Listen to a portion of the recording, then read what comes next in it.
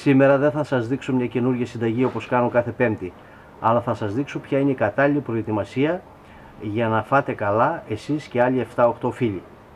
Είναι μια καινούργια εκπομπή που σιγά σιγά θα πάρει τη δική της μέρα στο κανάλι μας. Όπως τη δική της μέρα στο κανάλι μας θα πάρει και μια σειρά άλλη εκπομπών που θα αφορά το μπάρμπεκιου και το ψήσιμο, αλλά και τα εργαλεία του μπάρμπεκιου, ξεκινώντας από τα μαχαίρια. Σήμερα είναι μαζί μου ο φίλος και συνεργάτης Σύφης, ο μαχαιροποιός μας. Σύφη, έλα εδώ. Εδώ. Γεια σας και από μένα. Ο Σύφης θα συμμετέχει μαζί μας για να μας πει ορισμένα πράγματα για τα μαχαίρια. Θα λέμε διάφορα πράγματα κάθε φορά, όπως ακόνισμα, συντήρηση μαχαιριών και διάφορες άλλες ασχολίες που θα κρατάνε πάντα τα μαχαίρια μας κοφτερά και στην καλύτερη κατάσταση για να μας εξυπηρετούν. Επίσης, καλό θα ήταν, αν έχετε κι εσείς κάποια προσωπική απορία, να μας τη στέλνετε σε μήνυμα για να συζητάμε και αυτήν και να μαθαίνετε ό,τι ακριβώς θέλετε να μάθετε. Ναι, και θα κάνουμε σχετικά βιντεάκια απάνω σε απορίες και σε θέματα που θα θέλατε να δείτε. Ναι. Σας ευχόμαστε καλά ψησίματα. Καλά ψησίματα. Και πάμε να δούμε βήμα-βήμα ποιες θα είναι οι κατάλληλες προετοιμασίες για να μπορέσετε να φάτε καλά 7-8 άτομα, όπως είμαστε εμείς σήμερα. Γεια και χαρά, καλοί μας φίλοι. Είμαι ο Γιώργος Μαλιώρας. Μαζί με τον αδερφό μου Ανδρέα κατασκευάζουμε ψισταριές και φούρνους. Μέσα από το κανάλι μας Grill Philosophy μοιραζόμαστε μαζί σας το πάθος μας για το ψήσιμο. Αυτό το πάθος είναι που μας οδηγεί κάθε φορά να σας δείχνουμε κάτι καινούριο για να έχετε μια αφορμή να μαζέψετε την παρέα σας. Καλά ψησίματα σε όλους. Καλό είναι όταν η παρέα είναι πάνω από 4 άτομα να αποφεύγετε το ψήσιμο στη σχάρα και να προτιμάτε ψήσιμο στη σούβλα. Η σχάρα για πολλά άτομα είναι ταλαιπωρία για τον ψήστη και δεν θα μπορέσει ποτέ να χαρεί την παρέα. Και το ζητούμενο είναι η παρέα. Έτσι λοιπόν σήμερα που εμείς είμαστε 8 άτομα θα ψήσουμε σε σούβλα. Καλό είναι, αν υπάρχει δυνατότητα και οι σούβλες είναι κοντά η μία με την άλλη, να βάλουμε μία φωτιά στο κέντρο και να σουβλήσουμε το κοντοσούβλι μας σε 2 σούβλες. Διαφορετικά, αν δεν υπάρχει αυτή η δυνατότητα, θα πρέπει να σουβλήσουμε το κοντοσούβλι σε μία σούβλα και θα έχουμε μεγαλύτερη φυσικά φωτιά. Το κοντοσούβλι θα βγει περίπου σε 1,5 με 2 ώρες, ανάλογα το μέγεθος των κομματιών. Εν τω μεταξύ όμως πρέπει να υπάρχει κάτι ενδιάμεσα για να τσιμπολογάμε. Μπορούμε να ψήσουμε λουκάνικα όπως εμείς εδώ τώρα, μιας και το θέλει η εποχή, γιατί είμαστε στο χειμώνα.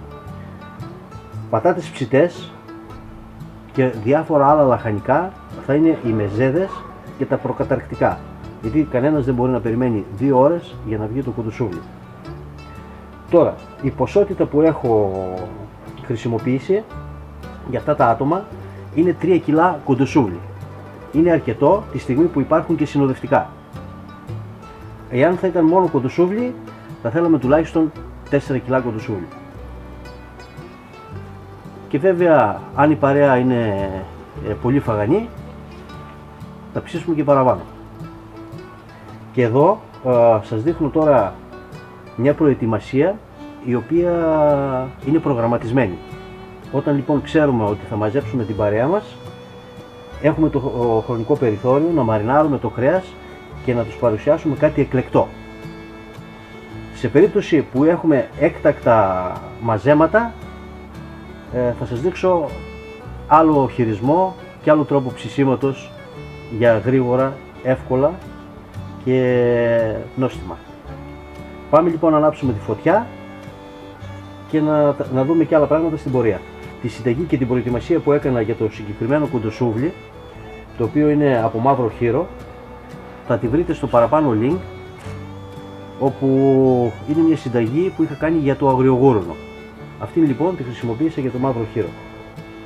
Είναι εξαιρετική, μου άρεσε πάρα πολύ και επειδή θέλω να ευχαριστώ τους φίλους μου που έρχονται για να ψήσουμε παρέα, θεωρώ ότι είναι πάρα πολύ καλή και γι' αυτό χρησιμοποιώ αυτή τη συνταγή. Εφόσον είμαστε έτοιμοι με το σούβλισμα, ξεκινάμε, το αμέσως επόμενο που θα πρέπει να προσέξετε είναι η φωτιά.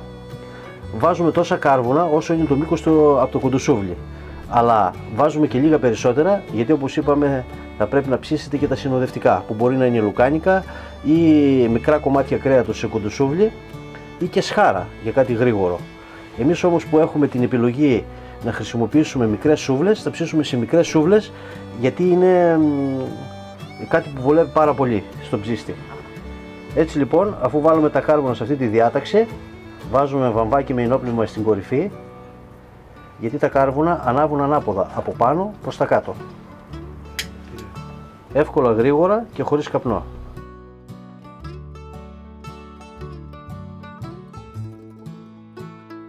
Ενώ το άναμα προχωράει, θα ήθελα να σας πω πως καλό είναι όταν ψήνετε κοντοσούβλι να χρησιμοποιείτε κάρβουνα μέσης διάρκειας, δηλαδή αυτά που θα κρατάνε 1,5 με 2,5 ώρες περίπου, και τέτοια κάρβουνα είναι κάρβουνα από ελιά ή κάρβουνο από δέντρο, από δρύ δηλαδή, ή από τα εισαγόμενα του μαραμπού. Αυτά τα κάρβουνα μέσης διάρκειας ανάβουν εύκολα και γρήγορα, αλλά θα κρατήσουν μέχρι το πολύ 2 ώρες και κάτι. Με το στάχτωμα που θα το δούμε παρακάτω μπορούμε να παρατείνουμε τη διάρκεια του κάρβουνου. Τα κάρβουνα σε λίγη ώρα θα είναι έτοιμα για να ψήσουμε. Τα κάρβουνα είναι έτοιμα. Θα σταχτώσουμε γιατί δεν θέλουμε να εκπέμπουν μεγάλη θερμότητα στην αρχή, και αυτός είναι ένας τρόπος για να προστατέψουμε το κάρβουνο να κρατήσει περισσότερη ώρα, να έχει μεγαλύτερη διάρκεια.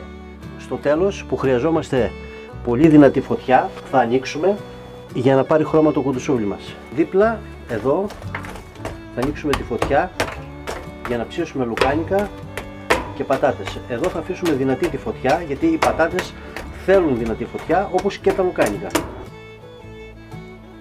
Και το ψήσιμο έχει αρχίσει. Ξεκινάμε στις πιο πάνω θέσεις στην αρχή, ώσπου να ζεσταθεί λίγο το κοντοσούβλι μας. Δίπλα θα ψήσουμε πατάτες και λουκάνικα. Όπως είπαμε, όταν επιλέγουμε να ψήσουμε μεγάλο κοντοσούβλι, το οποίο κάνει τουλάχιστον 1,5 με 2 ώρες για να είναι έτοιμο, θα χρειαστούμε ενδιάμεσα μεζέδες. Αυτό κρατάει την παρέα. Εμείς εδώ επιλέξαμε να ψήσουμε λουκάνικα. Λουκάνικα με μαύρο χείρο, μια συνταγή από το βιβλίο του Γιώργου Καραγιάννη. Όπως βλέπετε, εδώ ψήνουμε το κοντοσούβλι σε 2 σούβλες, όπως είπαμε. Η φωτιά είναι στη μέση. Έτσι ξεκονομούμε κάρβουνο, αλλά για να συμβεί αυτό θα πρέπει οι σούβλες να είναι κοντά η μία στην άλλη, για να μπορεί να τις καλύψει η φωτιά που θα ανάψουμε στη μέση. Οι πατάτες και τα λουκάνικα θα βγουν πολύ γρήγορα και θα είναι οι πρώτες μας μεζέδες. Πατάτες θα ψήσουμε και αργότερα για να τις έχουμε με το ψητό μας.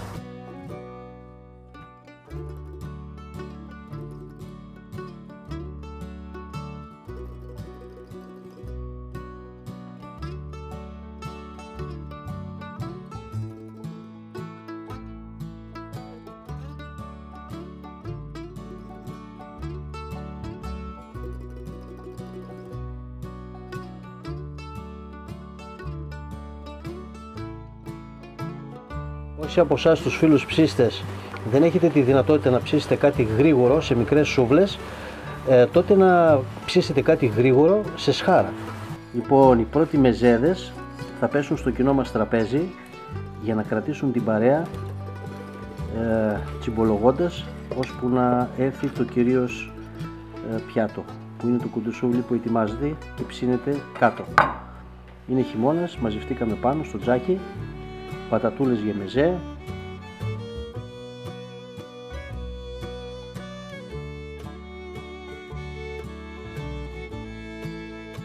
κρασάκι, μεζεδάκι, καλή παρέα για να περάσει η ώρα. Τα μεγάλα κοντοσούβλια, όπως είπαμε, θέλουν τον χρόνο τους. Σε λίγο θα τα κατεβάσουμε πιο χαμηλά για να τελειώσουμε εκεί το ψήσιμο. Για καλοψημένο κοντοσούβλι καλά είναι να ελέγχουμε την εσωτερική θερμοκρασία. Τώρα έχουμε θερμοκρασία κοντά στους 70 βαθμούς, εδώ και αρκετή ώρα έχουμε κατέβει πιο χαμηλά και τώρα θα ανοίξουμε και τη φωτιά.